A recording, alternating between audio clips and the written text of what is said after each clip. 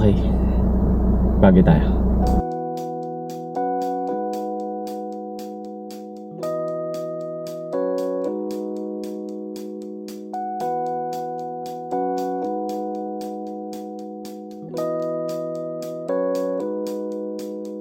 It's been raining in Manila, hindi ka ba nilalamig?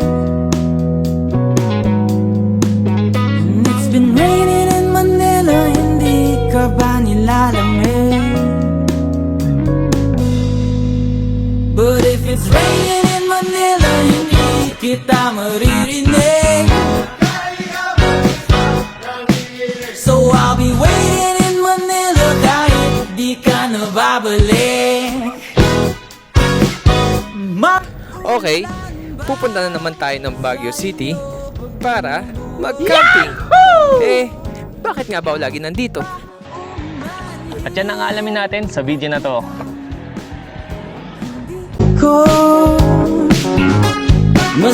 Well, isa lang naman ang Baguio na maraming pwedeng pag-campingan. At isa na rito ang Camp Alapo na matatagpuan sa Longlong Road. Camp Ragsak at Green Nara na kamakailan lang ay pinuntahan natin sa Asin Road.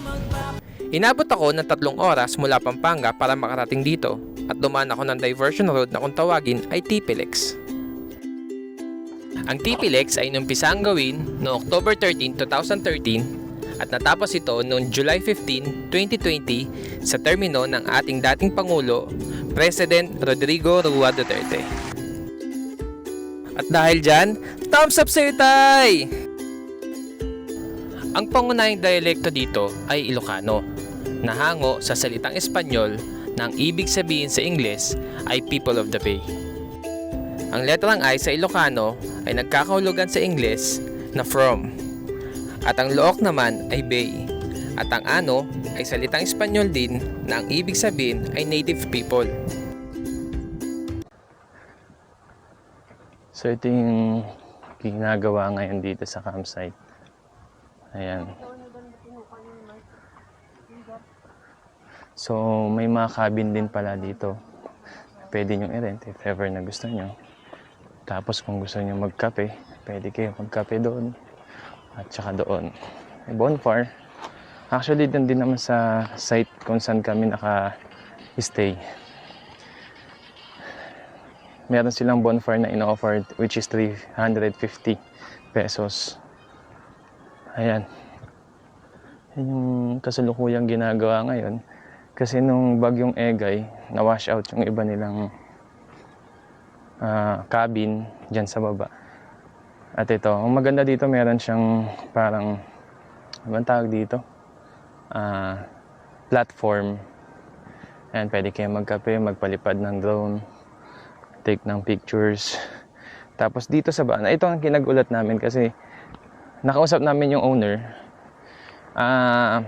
Sabi niya sa akin kung 4x4 daw yung sasakyan, mas okay daw kung dito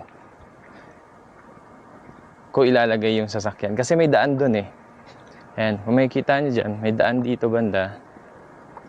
Papasok dito. Ayan, pwede kayo dito na yung sasakyan.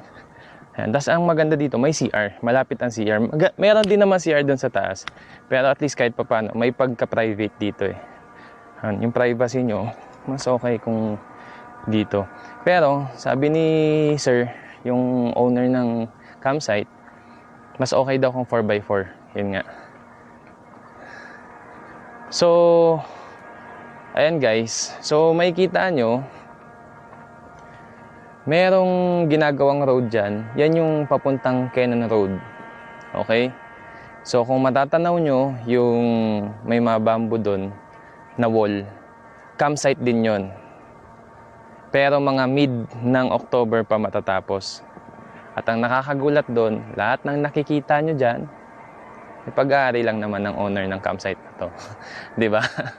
So, ang lupet kasi nakaka-amaze lang kasi napaka-humble nung owner. Yun yung pinakamaganda eh. Kahit sobrang yaman, grabe, ang daming property pero napaka-humble pa rin.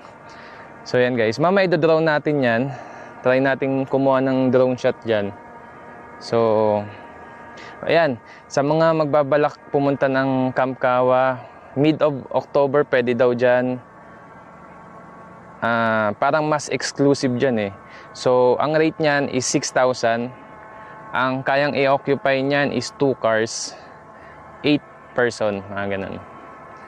So, yun. So, dito, matatanaw natin yung Lion's Head. Ayun. Kung makikita nyo.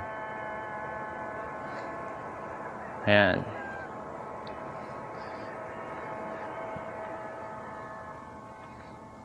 Dito yung may bathroom. Ayan.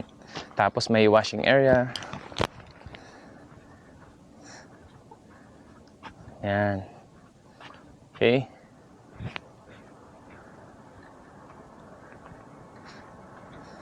So, yun lang. Alam nyo ba na ang mga Ilocano daw ay may posibleng dugong Taiwanese?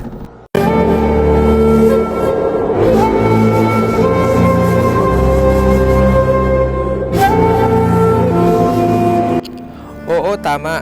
Isang tribo ng katutubo mula sa Taiwan ang naglakbay noong unang panahon at sila ay napadpad sa isang lugar na sinasakupan ng Pilipinas. At ito ang Cagayan Valley.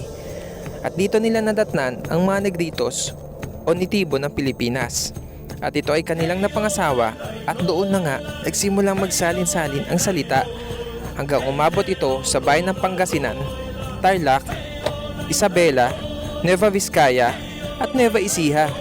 Kaya pala may pagkakawig ako kay Hey there!